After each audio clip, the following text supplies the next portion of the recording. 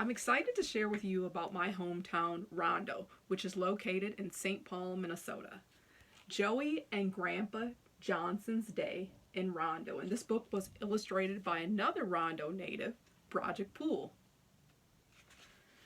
Saturday morning, visiting Grandpa was the highlight of Joey's week. He did a daily countdown. 1, 2, 3, 4, 5, until he reached day number 6. So what's day number 6 if we count it out? Monday, Tuesday, Wednesday, Thursday, Friday. So day number 6 is Saturday. So the 6th day was Saturday. Joey woke up early every Saturday. He was excited to spend time with his grandpa. "Wake up, Joey. It's time for breakfast," Mama said. Joey could smell in the air his favorite foods, pancakes and bacon. He quickly got dressed and brushed his teeth. He packed his brown backpack with his pencil and notepad.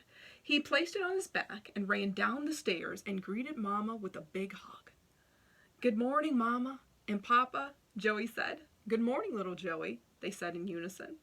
Papa continued to flip pancakes and talked about how the Johnson family had moved to the Rondo neighborhood in the early 1920s. Joey began eating his breakfast in a hurried manner and gulped his freshly squeezed orange juice with a big sigh. "Slow down, Joey, and chew your food. That's bad table manners," Papa said. Joey nodded shyly and began to chew more deliberately. Excitement was bubbling in his belly. Soon it would be Grandpa time. Mama smiled knowingly. Every Saturday, Joey was in a hurry to get to Grandpa Johnson's house. "Joey, what are you going to do today with your grandpa?" Mama inquired. Joey leapt to his feet and said, "Grandpa told me today we are going to visit a few of his friends in Rondo." He grabbed his backpack and waited for Papa to put on his shoes and jacket. Papa walked Joey a few blocks down Dale Street to Grandpa's house. Along the way, his neighbors, Miss Bertha and Miss Thelma, were working in the garden and sweeping their front steps. They greeted Joey with a beaming smile and waved as he passed by.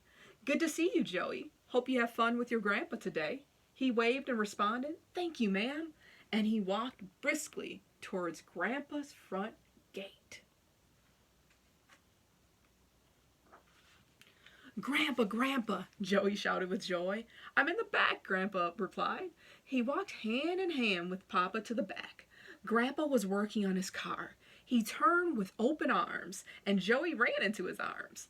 Grandpa lifted him high in the sky and made airplane noises. Swoosh, swoosh. So here's Grandpa lifting him in the sky. Joey closed his eyes as the cool air brushed across his face.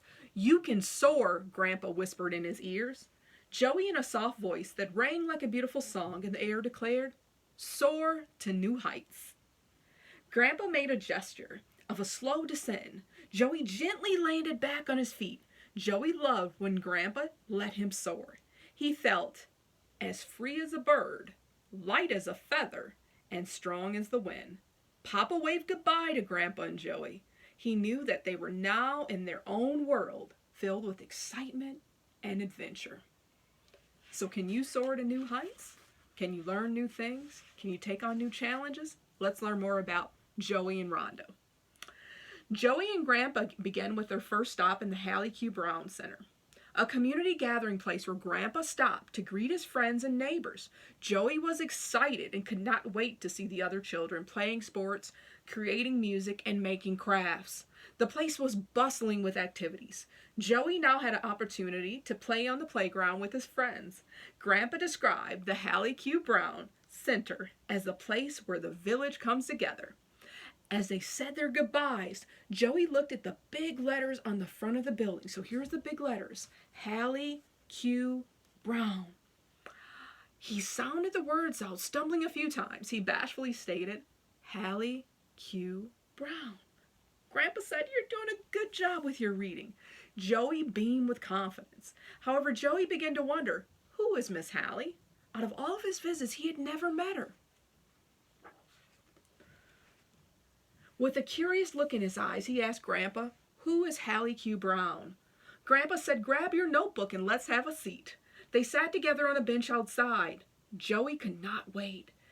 He would get to play the role of a journalist. So what does it mean to be a journalist? To be able to capture stories and share them in places like newspapers and magazines, right? So Joey's excited to be a journalist. Grandpa closed his eyes and began to share about his friend Hallie. Hallie was a great educator and orator. She wrote books, taught generations of young people, and created the National Association of Colored Women so the voice of black women could be heard. When she spoke, I could feel a stirring in my soul, and I found myself shouting, "Amen."